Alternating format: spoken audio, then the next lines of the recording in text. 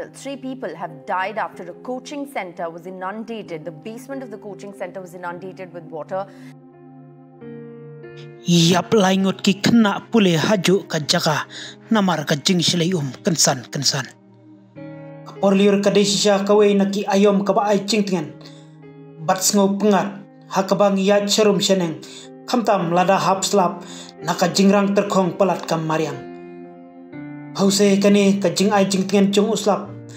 Hateng ka wanra penban syaka jing songsi. Yaki babun ki longyeng.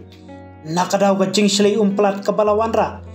Yaka jing syara ano. Ying kisem jong kibriw. Badro bandu ay. Yala ki mensim baluy hapdeng ka jing ter pelat ulaba. Dang menhakasi sajan ki laingot ki kena pule. Kiladu eno yala ka jong ka jing em. Hakaway na ki jaka ay jing hikay. Kabadon na ki benda jong ka West Delhi.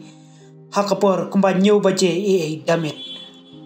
Kani kalajia namar ka jingjur pelat jong uslap hakatay ka janmit. Baru kumcu kitay ki laingot ki dangdon. Haka benta bahat traido jong katay ka jaka pule. Ne ka basement. Baday na kani kadaw. Ka jing ter pelat. Ka jong uslap ubajur. Kala penlong ya ka bakan rungsted. Hakatay ka benda. Kabala penlong ya katay ki laingot. Ban om yu alat syu. Ban mi nakatay ka basement. Hado. Bakinda klat sendon naka jing slay.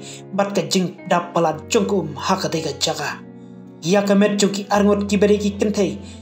Layo ban seino tang hadin shikenta. Henry kadba ya ka met jong weipat ubaday shenrang. Layo ban sei kam hadin.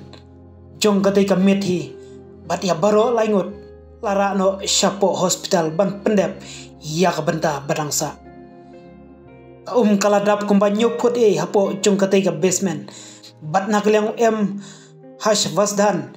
Ubaday Deputy Commissioner of Police jong ka Central Delhi. Ulong. Bakatay ka jaka kampat long kabasngan. Iya ka ba menta sipor ban lait hajan jong ka.